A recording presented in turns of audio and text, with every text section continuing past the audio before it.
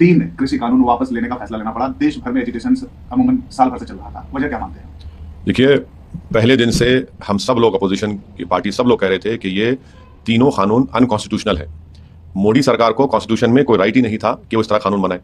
दूसरा, ये सिर्फ कानून इसलिए बनाया गया क्योंकि मोदी अपने ईगो की सेटिस्फैक्शन के लिए, अपनी अनानियत और जिसको हिंदी में अहंकार के लिए उन्होंने ये कानून बनाया। और इस गलत और काले कानून की वजह से 700 किसानों को अपनी जानें खोनी पड़ी। अगर वो अपने ईगो को बाजू रखते, संविधान को सामने रखते, तो ये कानून बनता नहीं और ये 700 किसान अपनी जान उनको देनी नहीं पड़ती। तो ये फैसला बहुत देर के बाद हुआ है, बहुत देर लगा दी मेहरमा आते आते। और तीसरी बात ये है कि मोदी, ये मैं शुरू से कह रहा हूं, ये सरकार डरती है जब जनता रोड पर निकलकर प्रोटेस्ट करती है। और ये दूसरा एग्जाम्पल है कि पहले तो CAA-NRC का प्रोटेस्ट आपने देखा कि पूरे देश में मुसलमानों के साथ सेकुलर लोग ठहरे, अभी तक रूल्स नहीं बने उसके। दूसरा, ये किसानों का आंदोलन, तो ये यकीनन किसानों के आंदोलन की, किसान के तमाम किसानों की कामयाबी है। और चौथी बात, इसमें ये बात साबित हो गई कि ये बड़ा प्रचार बीजेपी ने किया था कि 1 नेशन के लिए 1 कानून होना चाहिए। आपको वापस लेना पड़ा। तो 1 नेशन के लिए 1 इलेक्शन भी गलत है। हर स्टेट में इलेक्शन जब भी होगा तभी तुम सरकार को आड़े हाथ लेंगे और सरकार काम करेगी गरीबों का।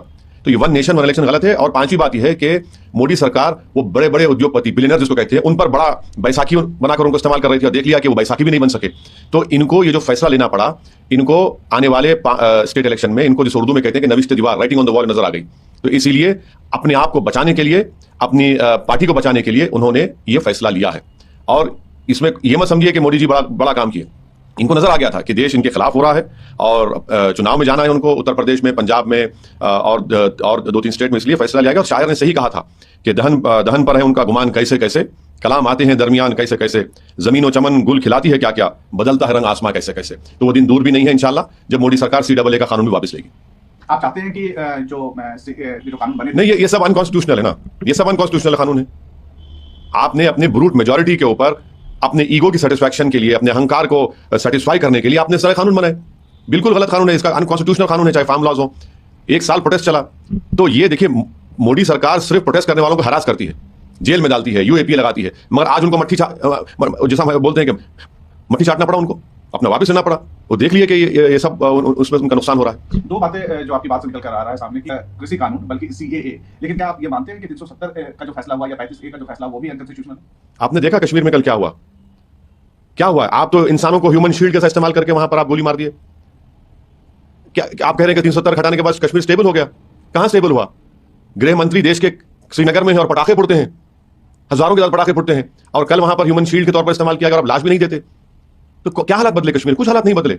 आप सिर्फ अपनी जिद, अपने आइडियोलॉजिकल जो गोल्स है उसको पूरा करने के लिए अनकॉन्स्टिट्यूशनल तरीके से कानून बना रहे पूरा। वो भी वापस होना चाहिए। नहीं, आप ये तो सब देखते जाइए ना आगे क्या क्या होता है। मगर क्या कश्मीर में स्टेबिलिटी आ गई?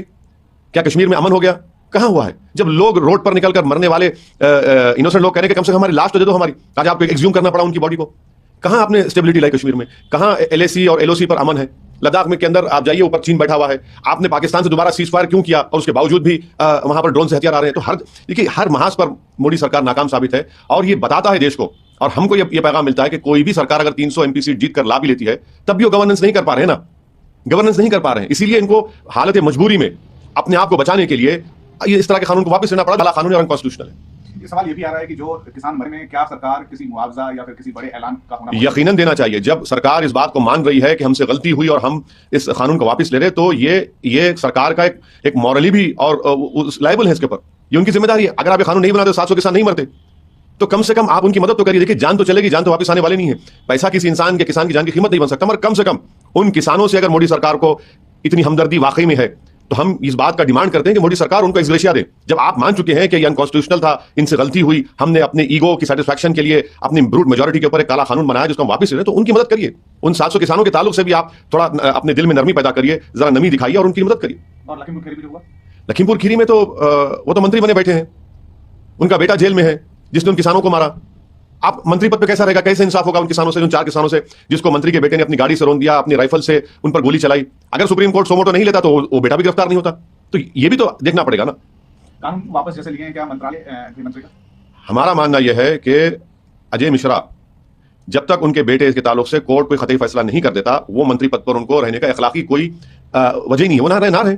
कोर्ट फैसला दे दे उनके बेटे के बारे में, और फिर उसके बाद आपको सरकार जो चाहे करे। उनको क्यों रख रहे हैं वहां पर? मैं शुरू से कह रहा हूं, इसलिए रखा जा रहा है क्योंकि उनका ताल्लुक एक अपर कास्ट कम्युनिटी से है और उत्तर प्रदेश में उस कम्युनिटी और कास्ट की वोट की बीजेपी की जरूरत है, इसलिए उसको नाराज नहीं करना चाहते, इसलिए उनको मंत्री पद पर रखे। मगर ये कैसा इंसाफ होगा कि उनके पिताजी होम मिनिस्टर के पोस्ट पर रहेंगे और बेटे के ऊपर केस चलेगा मर्डर का?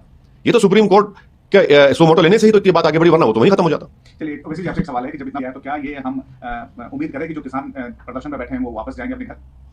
अब ये तो किसान आंदोलन में जो उनके नेता हैं, जो उनके जिम्मेदार हैं, वो इस बात का फैसला लेंगे, मैं उस पर कुछ नहीं बोल सकता। मगर ये बात तो साबित हो गई है कि इन्होंने, मोदी सरकार ने गलती की, अनकॉन्स्टिट्यूशनल कानून बनाया, और ये इस बात ये भी साबित हो गई कि 300 एमपी रहने के बावजूद भी जब देश की जनता किसी सरकार के गलत फैसले के खिलाफ रोड पर निकलकर कंसिस्टेंटली प्रोटेस्ट करती है तो ये सरकार पीछे हट जाती है।